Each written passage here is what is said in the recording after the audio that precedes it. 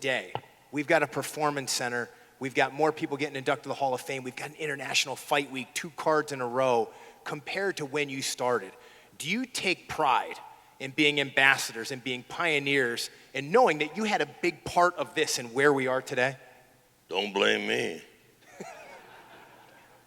No one ever blames you, Don.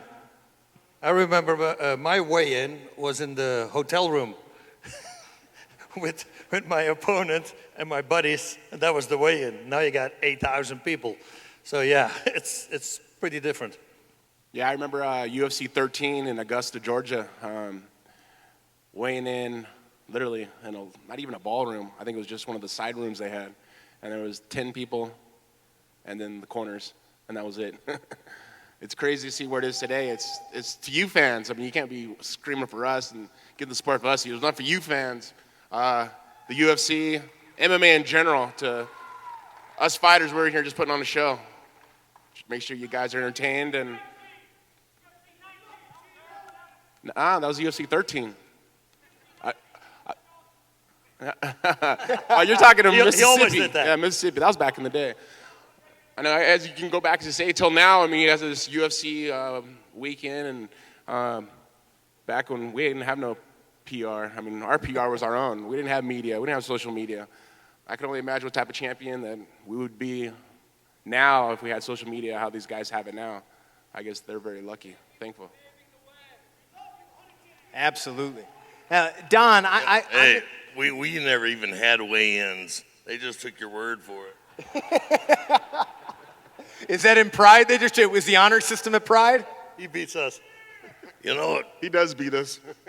Yeah, I think they just took everybody's word in Pride too. Now, Don, I've talked to a lot of fighters, and I've picked their brains this week, knowing I was going to host this panel. And many of them are afraid to admit to you personally that they now take advantage of this thing known as the UFC Performance Center, where they get meals cooked for them. They have massage therapists, therapy and training centers. When you think of these men and women going over there for training, what goes through your head, Don Frye? That's shocking, man, I'll tell you. God bless them. I'm glad that they get that, I mean, good for them. I'd remember I'd be driving my pickup truck. I'd drive an hour and a half to, what's wrong with that? I'd drive an hour and a half to go, box or wrestle, and then drive an hour and a half home. I'd drive 40 minutes to go up and run the mountain, then when I was training for UFC 8, Becky Levi was my strength and conditioning coach, and she said, well, let's go swim. We had to put floaties on my ankles and my wrist. I'd sink. Gentlemen, we're going to get into some of those old school stories, but today, the current fighters, is there any athlete out there, man or woman, that you really see that you're a fan of, that you look at as a pioneer, as a legend, say, wow, I really like what this athlete's doing, and they're kind of the new era, the modern era pioneer, and they're going to help pave the way for what this sport will be 20 years from now? I would say Demetrius Johnson, but he's been busy for a while. And then I would say Joanna Jędrzejczyk. I love her, man. Unbelievable. Also the decisions she makes, going to American Top Team. And normally you see that happen when somebody loses a fight. They say, oh, I got to work on my ground, and I'm working on. But she looks ahead, and she knows that in the future there's a lot of people going to be gunning for her, going for takedowns. So I better tune up on that. So, yeah, those two I really like. I would have to say number one, Chris Cyborg. It's awesome that she's respected at the level she is right now.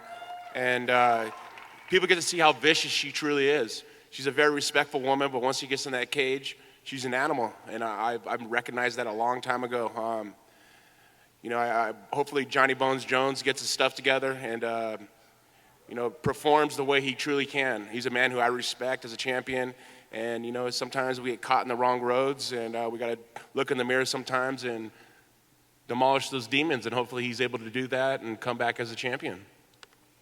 And speaking of that, do you gentlemen get an opportunity now to communicate with current fighters and pass on advice? And if you could now, what would be the best advice you'd give these athletes today moving forward in their career?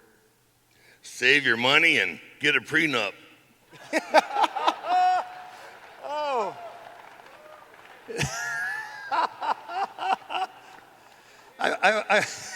Hold on, let me write that down. I would say, if the doctor tells you that you should take a month rest, take 2 months. That's what I would do. Because fighters, 1 month, that's 1 week. We start again. And that's the dumbest thing because it will all come back to you. I promise you. So take your time. I would have to say get a financial advisor. Treat this like a business. This fight game is a business. I've understood it since day one. What am I going to do when I'm 40 years old?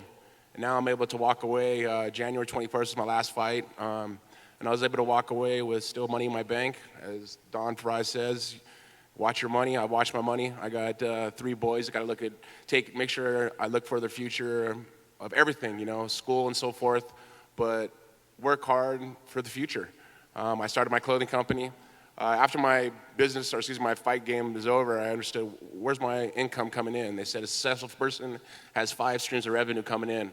I just started a wholesale car business, started my management company, my clothing company, doing some acting, and I'm still looking for this 5th one, and still staying busy. Busy American who's living the American dream, that's for sure. Yeah, let's definitely take a moment to applaud for that, right? Tito, you touched on this. You were the very first guy to establish a brand and really bring a business sense to that brand and continue to grow it. Not necessarily playing a character, but hey, you were going to make sure that every fight you were in, you made sure people paid attention. Is it pretty cool to see how many people are emulating the book that you wrote, or do you not feel like you get enough credit for that? I'm really not looking for credit. I just was always looking forward to what I needed to do before a fight. You know, I was still a huge fan of Muhammad Ali, rest in peace, Muhammad Ali, and of course, Hulk Hogan. I watched both of them in their respective sports of professional wrestling and Ali in boxing. How could I find a happy medium in between? And I was able to do that through my 20-year career. I was able to find that happy medium in mixed martial arts because nobody else was doing that at the time. You know, I watched guys like Don Frye. People talk about my ground and pound. My ground and pound was just mimicking Don Frye, mimicking his ground and pound with the elbows. I watched him do it. I was like, man, if I can do that to a guy, it's going to be devastating. Watching Bas Rutten with his leg kicks, I was like, God, if I could leg kick something like that, I'll be a bad man. I mean, and there was a time me and Bas had to fight each other. I was like, I don't want to fight that guy. He's vicious, man. The hell with that.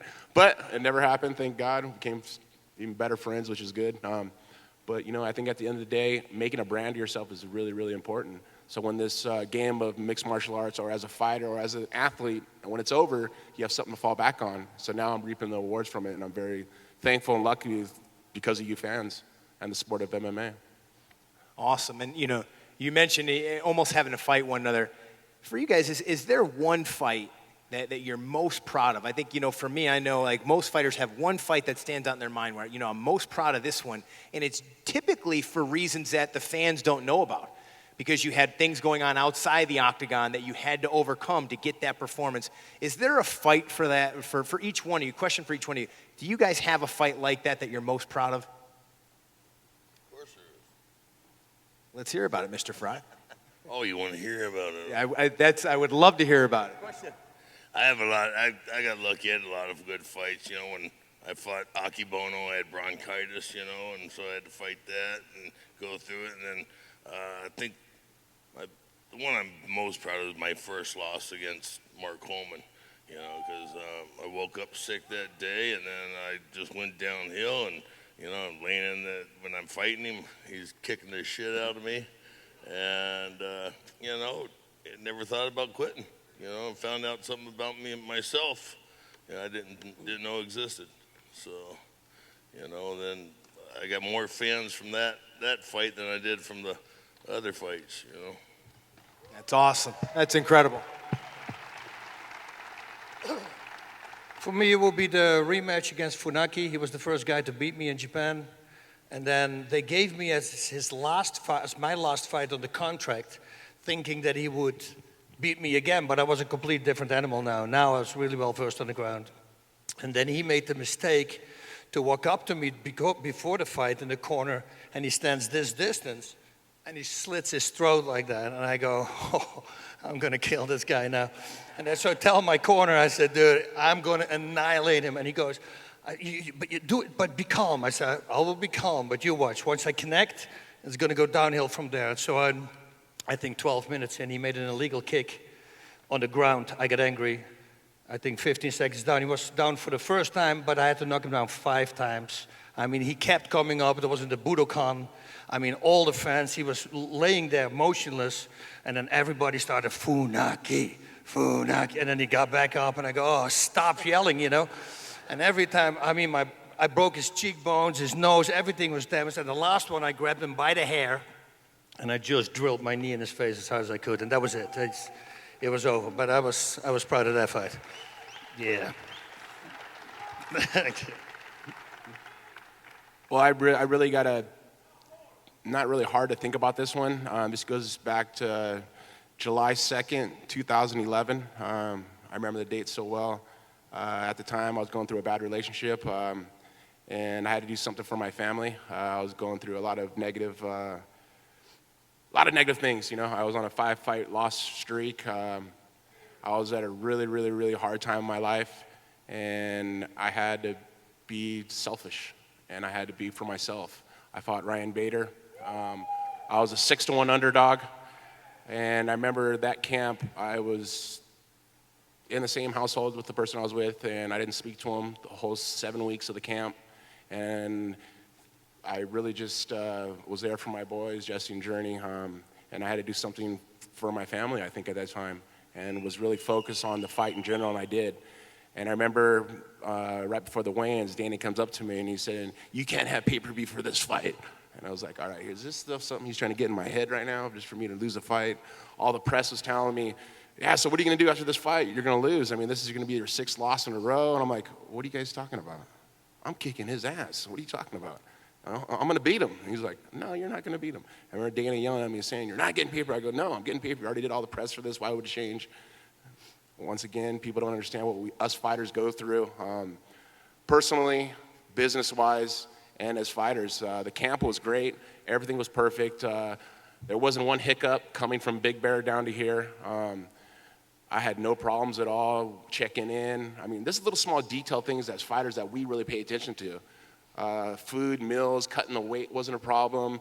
I remember just at the press conference before the weigh-in, and we stood face to face, and I looked at him. I could look right straight through his eyes, and I go, I'm kicking your ass, you know that. And he just smiled. I remember at the weigh-in after I made weight, we went face to face, and I went like that to him, and he blinked, and I go, this kid, I got him.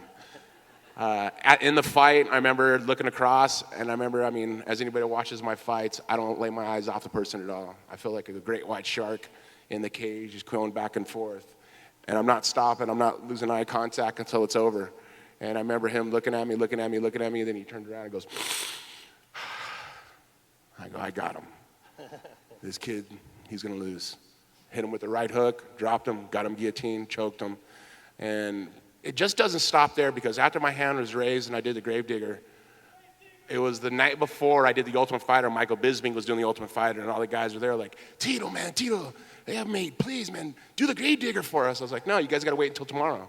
They're like, you're going to lose tomorrow. Why? I want to see it now. I go, no, wait until tomorrow. And I remember telling those kids that, and it popped in my head when I was doing it. I know those kids are watching right now in the Ultimate Fighter house going, wow, he said he's going to do that. And that just believing in yourself so much, not letting anybody get negative in your heart, and believing how positive things can be in your life and making the greatest of it. And I think that's one of the best wins and victories, not in just life, but in my fight career that I had against Ryan Bader, who is now the Bellator light heavyweight champ. And when he won the title a couple weeks ago, I just put a smile on my face and knowing that I've done well, and I'm thankful to guys like that, because that saved my career. Actually, me beating him let me have 4 more fights that I made stupid money for those next 4 fights. And I was thankful for Dana and UFC and for Tito Brothers and my fans, man. If it wasn't for them, I wouldn't do what I do. And of course, my kids, I do this stuff for them. I mean, I want to give them everything I never had as a kid. And through MMA, I'm able to get that done. Oh, there's the Brazilian. Oh. Wait a minute. Is he late? That's so weird. Let's hear it, folks. Minotauro Nogueira. Woo! Hey, man. How are you? Really good to see you. All right, so we just talked about a bunch of inspiring stories, the fight that meant the most to you. Now, let's switch gears here. The strangest, maybe funniest, wildest moment of your career. You know, a lot of people don't see what happens when you're fighting outside the UFC, in the circuits trying to get to this level. When you look at the lower level fighters now, like they're on TV or they're on Fight Pass, they've got this new Dana White Tuesday night series. Back when you guys were fighting in the lower leagues, man, there had to be some real funny stories. Weighing in the hotel room, the honor system weigh-ins. Give us the best, strangest story from your career, if you could, please. Well, the one that I like, I'll go real fast, and then you can think about a really good story. No, Here Comes the Boom, right? We saw the movie when it starts raining and they're falling down and slipping down. All these moments that he used in the movie, Kevin James, were actually from real fights. So that was, and I was there. It was the King of the Cage, and there was a big rain, and everybody started slipping, and it was hilarious. People high kicks, boom, on the ground, and then they literally start sliding off each other on the ground, you know. And when I shouted, "Swim away," you know, to escape a certain submission, that probably really happened when I was there at the King of the Cage. In the rain. In the ring, in the cage, everything was wet. You could see the water on the cage, so it was really going hard. Yeah. Oh, Dan Severn, you know, I was buddies with him, and I called him up, "Can you get me in on this stuff?" He said, "Yeah." He got me a few fights, you know, across the country before I got in the UFC, and he said, "We got a fight for you in Atlanta, and it's champagne, caviar. You're going to fight for rich people, you know, you'll be in the center thing and all that." So they fly me over and put me up at the Hyatt or the Hilton or something. Really nice. I'm impressed. And then driving to the fight, the guy turns to me and says, "Oh, by the way, we can't pay you. You still want to fight?" "Yeah, sure. I'd come all the way over here. Didn't come to Atlanta for nothing, you know." So we go behind this building, go into this warehouse, and they got those blue tarps set up, you know, for your room, your dressing room. There wasn't any champagne, caviar, beer and pretzels, and bunch of people sitting there slobbering all over themselves. And we watched two fat guys fight for 45 minutes, and they were slipping in the sweat and the blood and all that. Boom. And I was supposed to fight this former Navy SEAL. And he comes up to me and says, "I don't know about you, but I'm not going to get paid for this." And I said, "Neither am I." He says, "Well, I won't hit you. You don't hit me." "Sounds good to me, partner."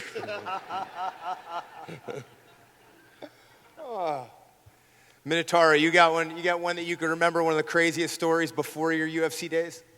Yeah, when I was fighting in Pride, you know, we have a tournament over there, you know, there was like a semi-final. And I have to fight two guys, you know, like Fedor and Haritona in the same day, you know, two Russians. They huge, you know, strong guys. And they used to put us inside of the arena by the elevators, you know, like was high there in the top of the arena. And I, you know, I was like, you know, warm up, you know, ready to come in, you know. And now I turned to the side, there was that huge Russian guy, like, facing me, you know, like, he want to fight me for real, though. So when I turned like fast, the elevator almost fall. So I be in the top of the stage, you know, hanging down there, you know. Took me like 10 minutes to get me out of there, you know, so I was like, you know, hanging down there. And then they put me down, they say, "Okay, man, get ready, you're going to go to inside of the ring," you know. I was like scared, you know. I cannot go that high, man. I'm very scared of the high places. So I think the funny story, you know. Then I have to fight two fights in the same night. That was, you know, funnest one. In 10-minute, round one was 10 minutes each, right? 10 yeah, it was like now 15 minutes. The round one was 10 minutes, then plus 5 minutes. I was, you know, so now I see the UFC. You don't need to fight two guys in the same night, you know. So easy for the new guys, you know. I think like that. He knows about that. Well, I really didn't have a pre-UFC career. I started my career in the UFC. I fought as an amateur in my first UFC event, UFC 13, May 30th, 1997, and I fought for free. I think I was the only UFC fighter ever to fight for free. because I didn't want to lose my scholarship for college. I was wrestling at the time. I wrestled at Golden West Junior College. And I remember talking to my head coach there, Dal Defner, and he was, I go, well, I want to try this UFC thing out. And he's like, well, are you getting paid for it? I'm all, yeah, we'll have an opportunity to make $25,000. I think so. He goes, well, you know, if you get paid, you can't come to school here anymore. And I was like, well, there's a toss-up. Do I want to continue my college degree or do I want to do this fighting thing? So I said, you know what, can I do it for free? And he's all, you want to do it for free? I go, well, if I could fight, why not? I want to test to see how good I truly am. So I stepped in as an alternate. I fought Wes Albritton in Augusta, Georgia, for free. I wouldn't say this is the funniest, but the craziest thing I think I've ever done, because I look back on it, but I guess I was a young kid who didn't have any experience at all of any business acumen at all, but just I went out to prove myself, strictly myself, that I was able to do it. But I think that was probably the most funniest thing is I was one of the first UFC fighters to ever be a free, what was he called, a business or not even, contractor. First and the last, I First believe. and the last contractor who fought for free. Especially now. For you guys, obviously, all Scale of what mixed martial arts truly can be. You know, you got a bigger man. I was the bigger man with a wrestling background.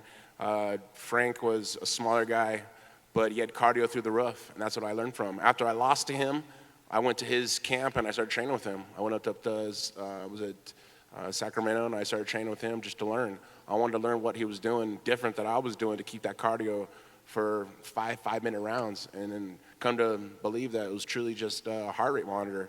He was monitoring his heart through the whole time, and he's a true martial artist, and I think he's one of the guys who's changed the sport for sure, at least for me.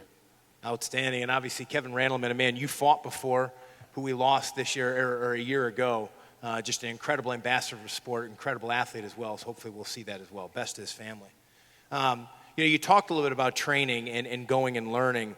Some of you now, the people that you trained with or people that you trained are now great coaches in this sport. Dwayne Ludwig is one of the best striking coaches, maybe the best striking coach in the sport right now. He's highly regarded. How awesome is that for you guys to see? And, who are some of today's modern era coaches that you guys think are doing a phenomenal job? My opinion, Jason Perillo and Saul Solis, the guys who I've trained with for such a long time, to be able to not only just be great coaches, but be great mentors through it. I mean, I do my coaching, I coach Chris Cyborg for her wrestling, but able to keep a positive mentality for these fighters because they go through such up and downs through their camps, and be able to be there to have their back no matter what. And for some days that are really hard, and I remember Jason just cracking jokes to me, and it would take me out of that little bad moment. And I remember there was one really, really bad moment that a naked picture came online, and I shook my head. I said, what the hell did I do? And he looked at me and he goes, Tito, just own it. Could be worse. But I mean, like I say, Jason Perillo for sure. Jason was one of those guys who just set the standard as a good coach. Him and Saul Solis. Awesome. Bas. Dwayne, of course, yeah, because I know him as a fighter when I trained him, and this guy is the one guy that will always be there, always go 100%, and he transferred that perfectly to coaching. He's there 100%. Sean Tompkins comes to mind. Yes. He was like that also. We will go party out the day before, but it's 6 or 7 o'clock a.m. We come home, and he will be cutting weight with all his fighters. He was always there for his fighter. But Dwayne, the way he changed Alpha Male, what happened there, suddenly if you see the success rate, they started knocking people out left and right. I mean, he jumped up 60%. And the way he trains them, every person, he understands that every person is a different guy. Everybody has a different technique, and you want to keep his base, but you want to make him better in all the other areas, and he's really good at it. He's 100% constantly committed, thinking, calling me before the fight. You think this game plan is good, and it is a good game plan, Dwayne. We talked about this, but second guessing, he's always busy, and I love it. He's a great guy also outside. The most pure guy you will ever meet. I never asked him money, ever, because I just loved to train him, but he was always sending checks, which a bunch I did. I didn't want even cash because, I just enjoyed training him. Incredible, incredible. Don, anybody come to mind? What he said.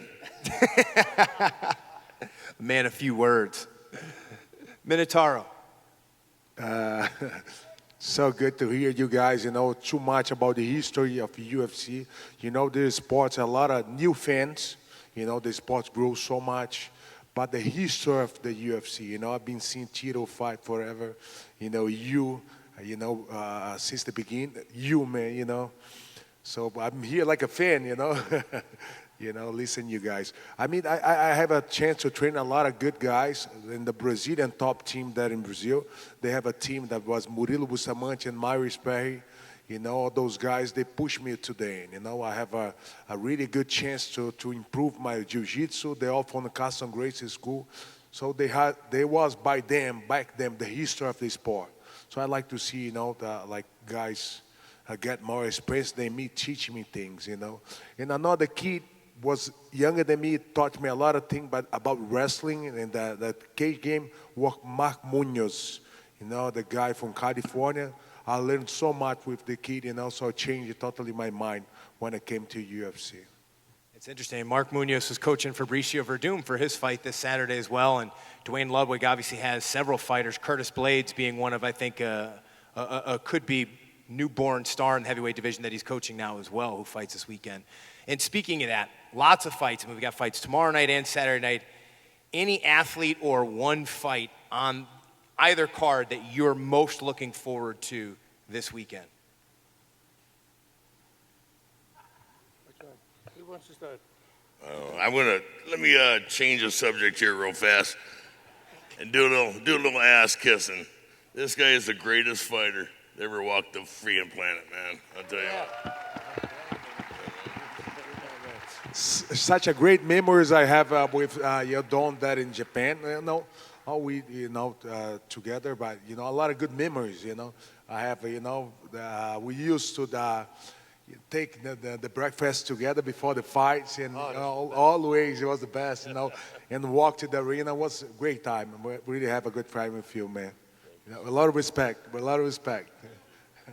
Awesome. Main event, I think Nunes. And Nunes-Shevchenko. The way she just dismantled Rousey the last time, and she looks like she's not going to lose it. But Shevchenko has got that great footwork and is a great striker, so can she avoid it? But I'm looking forward to what happens there.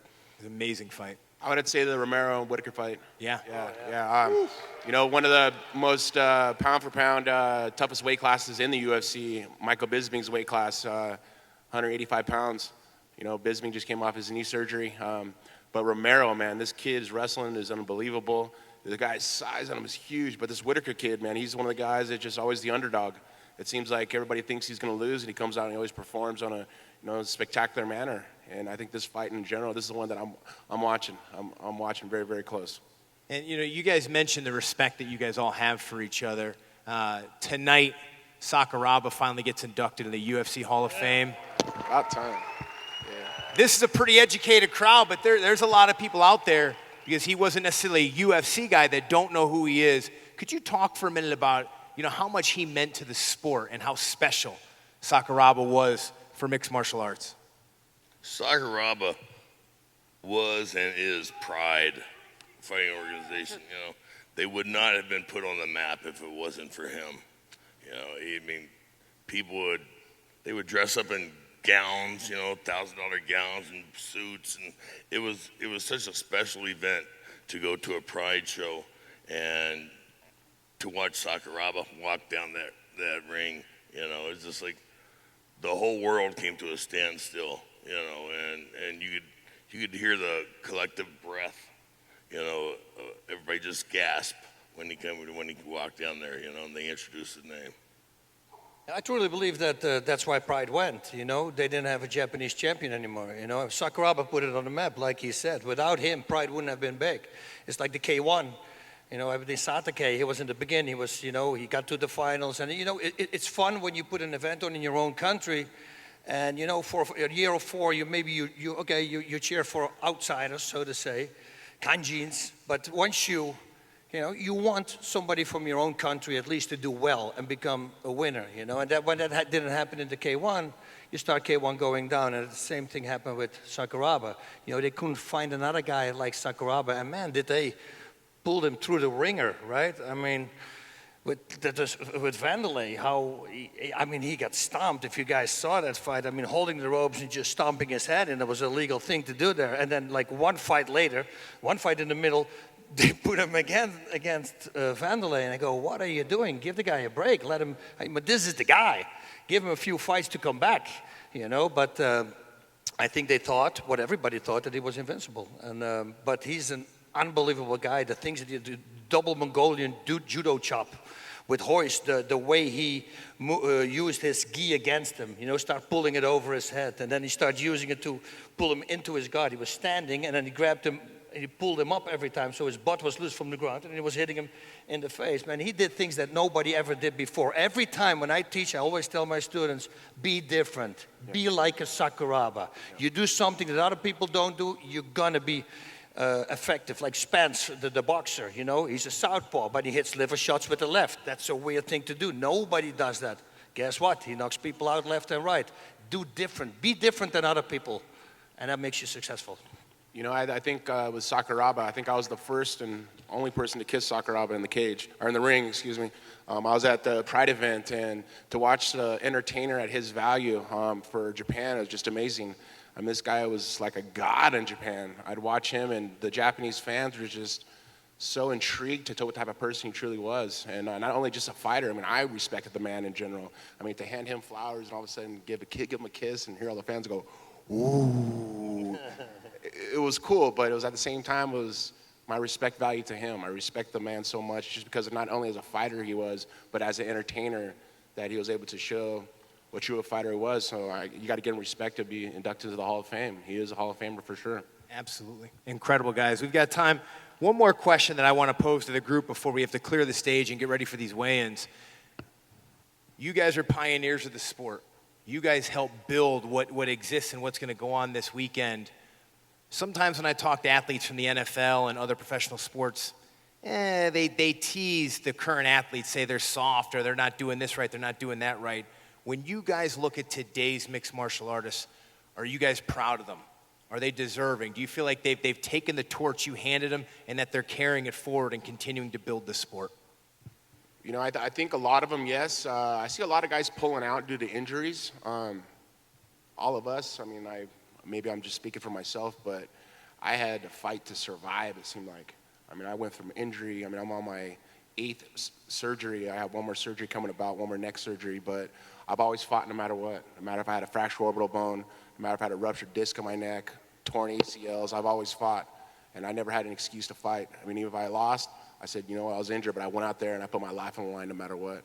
And I watch a lot of the guys who are up here as just being respectful at the end of the day. And if you're able to put in the work and you're able to put in that hard work and not have an excuse at the end of the fight, it's hard to do, but when you're able to fight and put your life on the line, you got to show the fans what you're truly doing it for.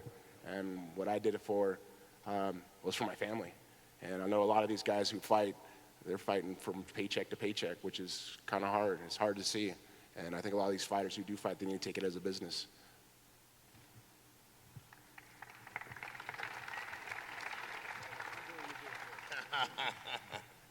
Man, it's, of course you sit there and you look at them and go, these guys are soft compared to when we were. Because, we would fight 3 times in one night. And then you never knew who you were fighting. You couldn't prepare for somebody. Back in Pride, they would change my opponent 3 or 4 times, And a couple of times, they would change it the day before the fight, and they'd kick you extra money. But the athleticism, the way these guys, it's down to a science now. You're talking about when we were fighting with sticks and stones. Now they got laser guns. It's impressive what they've done. Yeah. And the women are just phenomenal. Seeing. You can make a joke out of it. When we fought, it was real men. We'd fight 3 times a night. Now they're letting girls fight. Jeez. But these girls are real athletes. They're phenomenal athletes. Absolutely. And they're beautiful too. That's what's amazing. That got him interested right there. I saw yesterday Michelle Watterson. I love that girl. She's a woman. Great knees in the clinch. I mean, all the fighters, what I really was offended with in the early days is guys running out of gas.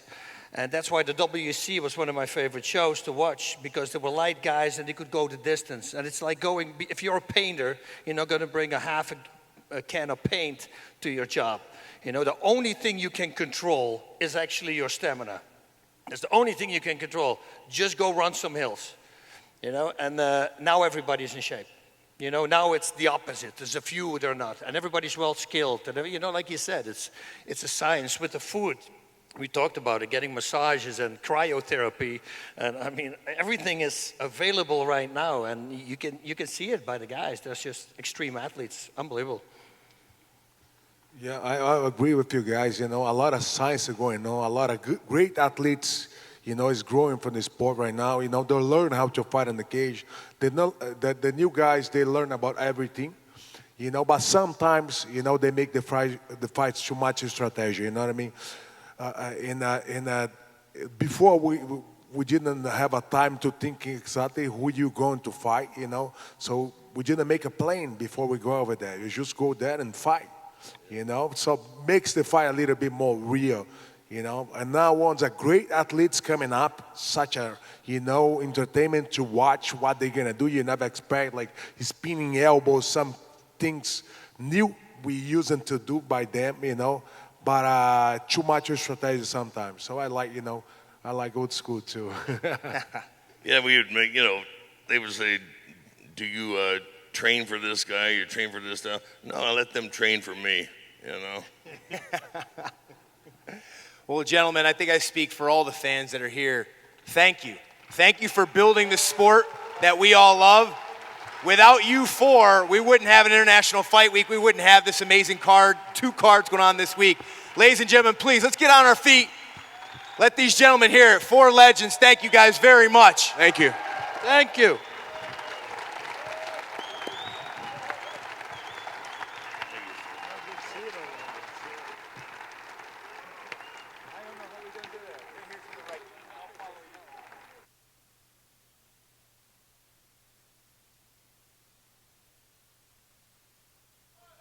Let's get some space for that butterfly.